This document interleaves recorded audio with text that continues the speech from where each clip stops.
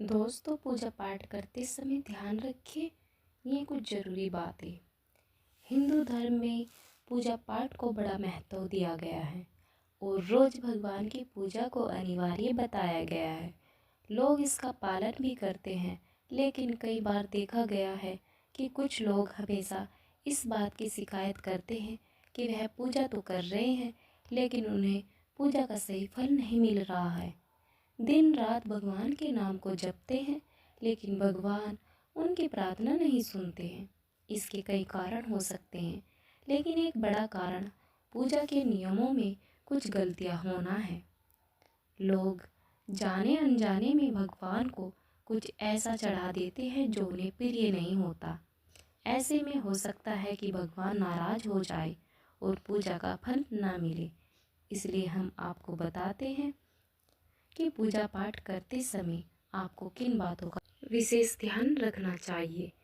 Number 1, किसी भी भगवान के पूजन में उनका आह्वान करना या आमंत्रित करना, ध्यान करना, आसन देना, स्नान करवाना, धूप दीप जलाना, अक्षत या चावल, कुमकुम, चंदन, पुष्प या फूल प्रसाद आदि अनिवार्य रूप से होना चाहिए। नंबर 2, पूजन में पान का पत्ता भी रखना चाहिए। ध्यान रखें, पान के पत्ते के साथ इलायची, लौंग, गुलकंद आदि भी चढ़ाना चाहिए। पूरा बना हुआ पान चढ़ाएंगे तो श्रेष्ठ रहेगा। नंबर 3, देवी देवताओं को हार, फूल, पत्तियां आदि अर्पित करने से पहले एक बार साफ पानी से अवश्य धो लेना चाहिए। नंबर 4, सभी प्रकार की पूजा में चावल विशेष रूप से चढ़ाए जाते हैं। पूजन के लिए ऐसे चावल का उपयोग करना चाहिए जो पूरे चावल हो, यानी टूटे हुए चावल ना हो। चावल चढ़ाने से पहले इन्हें हल्दी से पीला करना बहुत शुभ माना गया है। इसके लिए थोड़े से पानी में हल्दी घोल ले और उस घोल में चावल को डुबाकर पीला किया जा सकता है। नंबर 5, पूजन क्रम में इस बात का विशेष ध्यान रखें कि पूजा के बीच में दीपक बुझना नहीं चाहिए। ऐसा होने पर पूजा का पूर्ण फल प्राप्त नहीं हो पाता है। नंबर 6, भगवान विष्णु को प्रसन्न करने के लिए पीले रंग का रेशमी कपड़ा चढ़ाना चाहिए। माता दुर्गा, सूर्य देव में श्री गणेश को के लिए लाल रंग का, भगवान शिव को प्रसन्न करने के लिए सफ़ेद वस्त्र अर्पित करना चाहिए।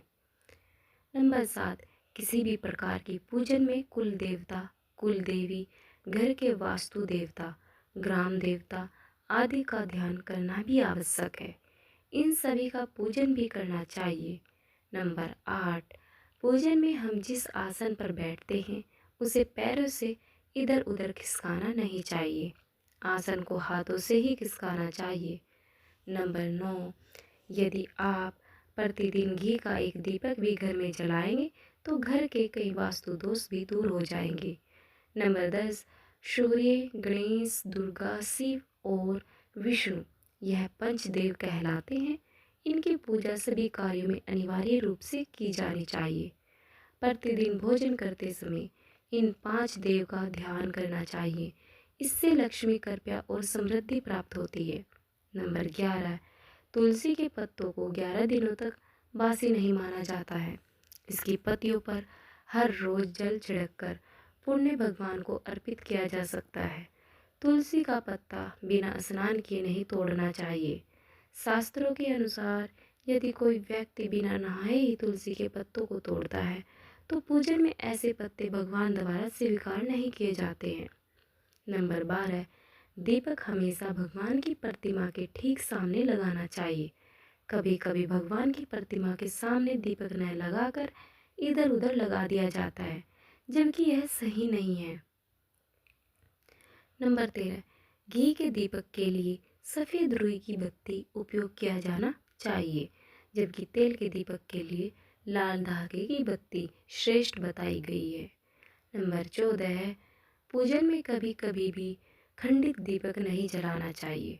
धार्मिक कार्यों में खंडित सामग्री शुभ नहीं मानी जाती। नंबर 15 है, शिवजी जी को बिल्व पत्र अवश्य चढ़ाएं, यानी कि बेल पत्र अवश्य चढ़ाएं और किसी भी पूजा में मनोकामना की सफलता के लिए अपनी इच्छा के अनुसार भगवान को दक्षिणा अवश्य चढ़ाए। दान करना चाहिए। दक्षिणा अर्पित करते समय अपने दोषों को छोड़ने का संकल्प लेना चाहिए। दोषों को जल्दी से जल्दी छोड़ने पर मनोकामना अवश्य पूर्ण होती है। भगवान सूर्य के 7 श्री गणेश, 3 विष्णु जी के, 4 शिवजी जी के आदि परिक्रमा करनी चाहिए। 17 घर में या मंदिर में जब भी कोई विशेष पूजा करे तो अपने इष्ट देव के साथ ही स्वास्तिक कलश, नवग्रह देवता, पंचलोकपाल, षोडश मातृका, सप्त मातृका का पूजन भी अनिवार्य रूप से किया जाना चाहिए। इन सभी की पूर्व जानकारी किसी ब्राह्मण से, पंडित से प्राप्त की जा सकती है। विशेष पूजन पंडित की मदद से ही करवाना चाहिए ताकि पूजा विधिवत हो सके। नंबर 18, घर में पूजन स्थल के ऊपर कोई कबाड़ या भारी चीज न हो रखे। नंबर 19, भगवान शिव को हल्दी नहीं चढ़ाना चाहिए और ना ही शंख से जल चढ़ाना चाहिए। नंबर 20, पूजन स्थल पर पवित्रता का ध्यान रखें। चप्पल पहनकर कोई मंदिर तक नहीं जाए। चमड़े का बेल्ट या पर्स अपने पास रखकर पूजा न करे। पूजन स्थल पर कचरा इत्यादि न जमा हो पाए। नंबर 21, मंदिर में लगे सूखे हार फूल हटा देने चाहिए। 22, हमेशा भगवान श्री गणेश की आराधना से पूजा प्रारंभ करें। श्री गणेश को तुलसी जल चढ़ाने से बचे। भगवान गणेश को तुलसी जल चढ़ाने से दोष लगता है।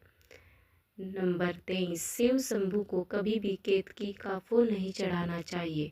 पौराणिक कथाओं के अनुसार भगवान शिव ने केतकी को श्राप दिया था, इसलिए भगवान शिव को यह फूल नहीं चढ़ाना चाहिए, वरना भक्तों के काम बिगड़ सकते हैं।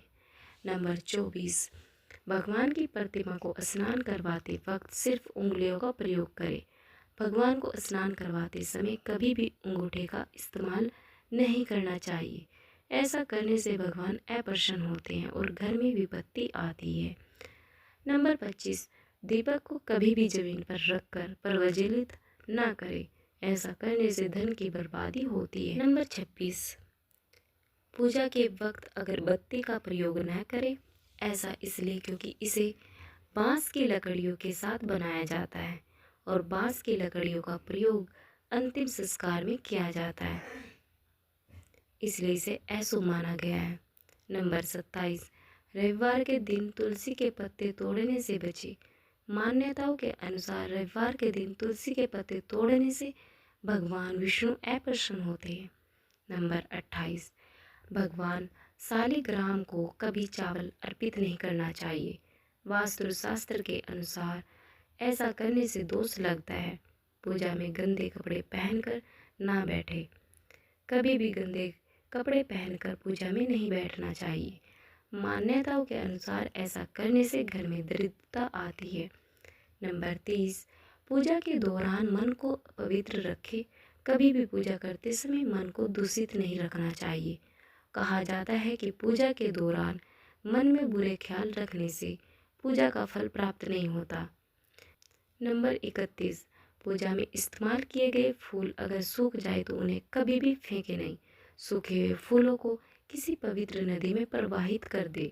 नंबर 32, शास्त्रों के अनुसार देवी देवताओं का पूजन दिन में 5 बार करना चाहिए। सुबह 5 से 6 बजे तक ब्रह्म मुहूर्त में पूजन और आरती होनी चाहिए। इसके बाद सुबह 9 से 10 बजे तक दूसरी बार का पूजन, दोपहर में तीसरी बार पूजन करना चाहिए। इस पूजन के बाद भगवान को शयन करवाना चाहिए।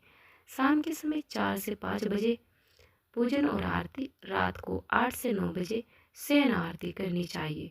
जिन घरों में नियमित रूप से 5 बार पूजन किया जाता है वहाँ सभी देवी देवताओं का वास होता है और ऐसे घरों में धन का धान्य की कमी नहीं होती।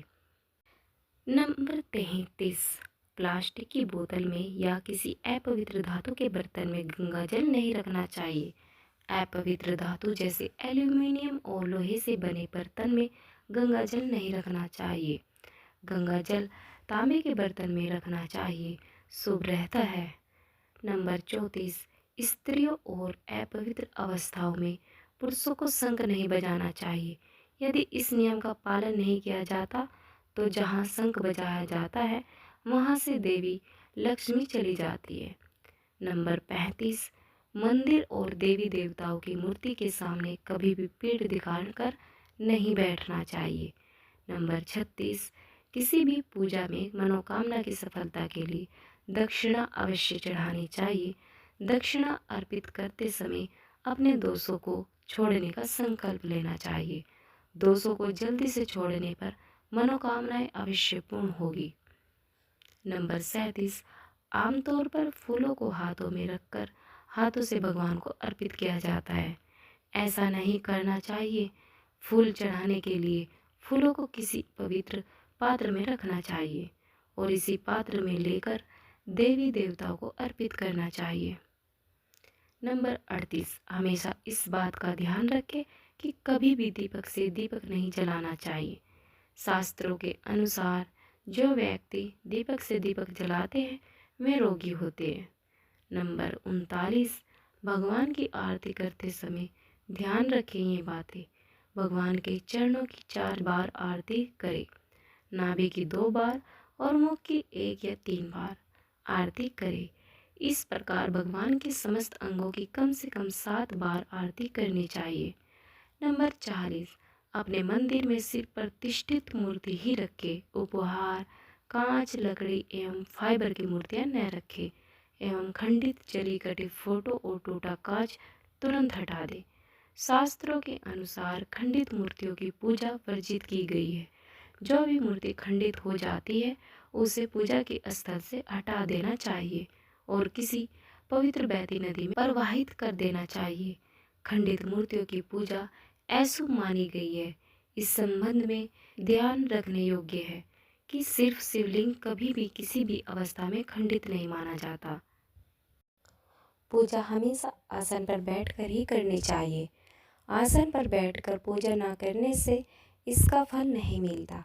आसन के रंग का चुनाव आपको अपनी राशि के हिसाब से ही करना चाहिए। भगवान के भजन, कीर्तन या आरती के दौरान हर तरीके से वहाँ उपस्थित रहे। इस दौरान किसी से बातचीत करने से पूजा का फल नहीं मिलता है। पूजा की सामग्री को लेकर कभी भी दिखावा न करें। आप पूजा किन की करने जा रहे हैं उस हिसाब से आसन का चुनाव करें।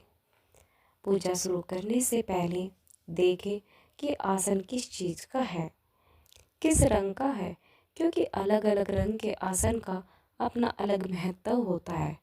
कोशिश करें कि कंबल या ऊन से बने आसन का ही प्रयोग करें। धन की देवी माता लक्ष्मी, माँ दुर्गा और हनुमान जी की पूजा करने जा रहे हैं तो लाल रंग के आसन का प्रयोग करें। अगर मंत्र सिद्धि की पूजा करनी है तो कुशा से बने आसन को श्रेष्ठ माना जाता है। भगवान गणेश को तुलसी, भगवान विष्णु को चावल और सूर्य देव को बेलपत्र भूलकर भी न चढ़ाए। बेलपत्र महादेव को काफ़ी प्रिय है, इसलिए हमेशा भगवान शंकर को बेलपत्र चढ़ाए। वही गणेश जी को हरी, सूर्य भगवान को कनेर का फूल, माता दुर्गा को लाल फूल और विष्णु जी को तुलसी चढ़ाए। कई लोगों की आदत होती है पूजा के बाद मूर्ति पर चढ़े सिंदूर को अपने माथे पर लगाने का। ऐसा भूल कर भी न करें। कभी भी दीपक से दीपक न जलाए। पूजा करने के बाद भगवान से भूल चूक से हुई गलती के लिए क्षमा जरूर मांगे। वीडियो अच्छी लगी हो तो लाइक एंड शेयर करें और चैनल को सब्सक्राइब करें। वीडियो सुनने के लिए आप सभी का बहुत बहुत धन्यवाद।